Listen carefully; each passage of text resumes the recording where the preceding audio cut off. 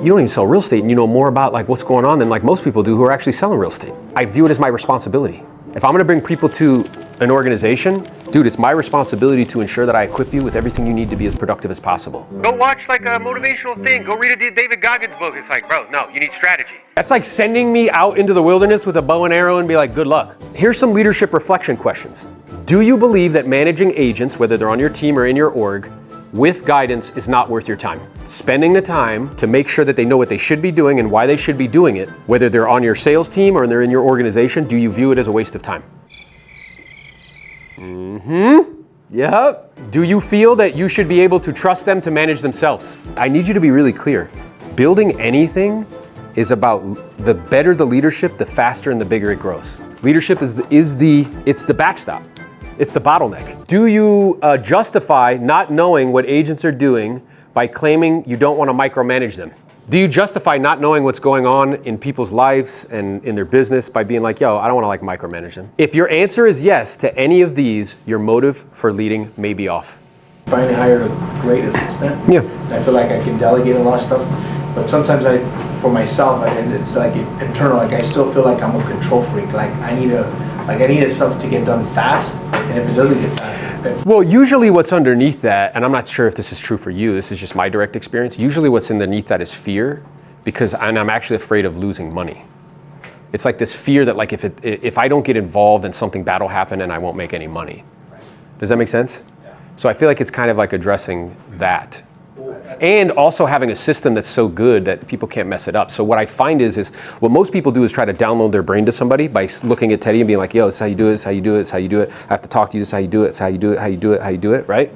But they actually don't have like SOPs, they don't have Loom videos, they don't have screen records, they don't have screenshots, like actually showing people. So when people tell me that they have an issue like with that, it's either A, trust internally, and again, like a fear of loss, but also B, like, or C, they don't have a system. Because like McDonald's, we can all agree, doesn't make the best burger on the planet, yeah? Here's what's interesting though, anywhere you go on the planet, it tastes the same. It's one thing to take my hands off something, it's another thing to take my eyes off it. And abdication is when I take my eyes off it. I don't pay attention to it at all, right? And you get what you inspect, not what you expect. So Carla sends me once a week, it's like a profit first thing, where she sends me once a week, like all cash flow in, all cash flow out, and how much is being deposited into the bank account, like every month, every week. Now I trust her implicitly. I trust Gabriella implicitly. I still look at it. It's not a reflection of the fact that I don't trust her, but I still want to see like, hey, what's going on? It requires leadership and it requires an evolution out of being the one that's responsible for the results to the one that's responsible for the people that are responsible for the results. If I answered yes to like, hey, I feel like I should be able to trust them, or I justify not knowing about what's going on with them because I don't want to micromanage them, then my leadership motive may be off. Another really important job of a leader is constant, perpetual, nonstop communication. Communicating constantly and repetitively to your organization, whether that be agents on your sales team or in your downline. Most leaders drastically underestimate the amount of communication that is necessary. As a result, they think they've done a good job communicating a strategy long before everybody embraces it. Story-branded content. I've been talking to you guys about that for 2 years and I still see your stupid post at the gym. Leaders think I can say it once, maybe twice, and everybody gets it. No. Because you know what I'm competing with too? As I'm talking, maybe somebody's on their phone. Maybe somebody's this, passes over. As I'm talking, it's pushing up against a belief that you may have. We're like, nah, I don't think that's true. He's a cool guy, but like, no, right? We radically underestimate how much we have to communicate. Write this down, 7 times said is once heard, right? You have agents on your team and you want to do it a certain way, but you got to tell them 7 times before they hear you once. How many times have you heard me tell people to invite people to events or to do an event themselves? And then every time I do, I hear, well, I don't know, and like this, and like blah, blah, blah, da, da, da. Keep over and over and over and over and over again. Reward centers leaders get bored about repeating the same message. They constantly are telling themselves, I need something different. Because you know what they think? They think the purpose of the communication is their entertainment. That is not the purpose of the communication. They fail to appreciate that the purpose of communicating is not for them. How many times do you think I've talked to agents about price reductions? Do you think I could easily be like, bro, I don't want to talk about that anymore? I could, right? But it's not for my enjoyment. It's not for my entertainment. The best leaders see themselves as the chief reminding officer, which I mentioned. Key messages, strategies, and purpose. So let's say for you guys right now on your team, what's the key message? Production. Okay. I think it's production, and like what we always preach to our team is like, we're here to help you grow your business. not necessarily grow our business. Like our business grows when your business grows. And is there a message with regards to like the market right now that you're driving to them? Yeah. Every week. Yeah. Which is? Monday, team meeting. It's always, the market's always challenging.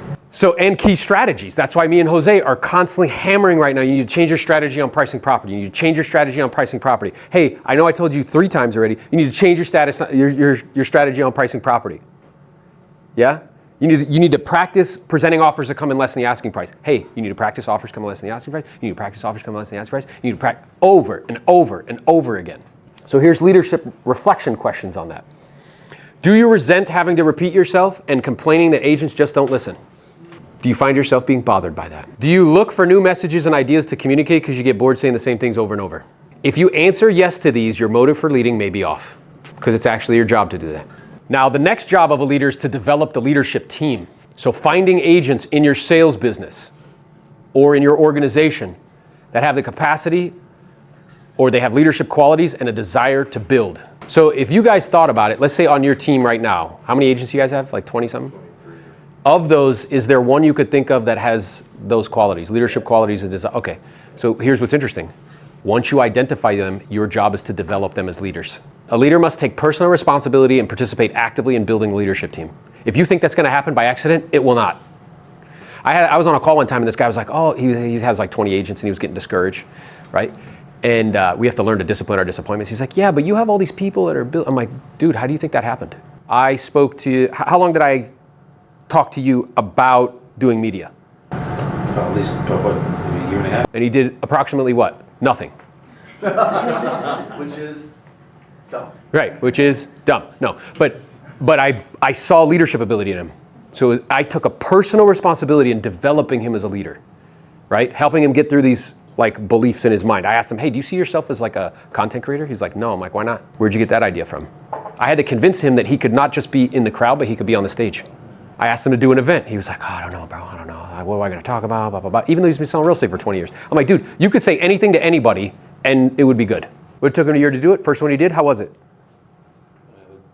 2 people there. 2 people showed up. And how did you do? Horribly bad. Horribly bad. He sent me the recording. He was like, hey, how was it? I'm like, I mean this with love. It sucked. But are you seeing leadership? And then pointed him in the direction of like, yo, you need to like improve here. He did. And now he's at 40 plus agents. And by the way, the reason that you're here is because I see that ability in you, even if you don't. It's my responsibility as a leader to build the leadership team. So on your sales team, like one of the people we talk about is Jaime, yes? You're developing him as a leader. And at some point, he will lead on his own. Most agents don't do this, or most leaders don't do this because they don't believe that it's central to the organization's growth. That is a complete inaccurate assessment of reality. Jose, how many agents did you have before I came to the company? Probably 45. How many do you have now? 487. That's leadership. That's getting one leader, a strong leader, explosion. We were talking to Glenn Sanford. He was like, yeah, dude, one of our hardest tasks is finding leaders. He's like, we hire high-level consulting companies. We pay them a bunch of money. People have awesome resumes. They went to MBAs. They have Harvard, all these background. We put them in a leadership position. They suck. And nothing grows. But then these other people where I'm like, I don't know, they seem to be cool. And we put a good leader in a new market, it explodes. Like telling yourself that's not important is a complete inaccurate assessment of reality. 1 or 2 leaders will completely change your life. And the problem is most of us don't have any leaders other than us. And for that reason, it limits our capacity. How many of you guys know what a cash conversion cycle is? This is fantastic. We're like we're supposed to be business people. You post all the time, my business, I'm an entrepreneur. Cash conversion cycle is the time it takes to talk to somebody to the time they sign a contract. Your farm area, does that have a long cash conversion cycle or a short one? Long. Just listed, just sold calls, is that a long cash conversion cycle or a short one? So you mean to tell me the reason I'm not doing business because I'm focused on things that have long cash conversion cycles?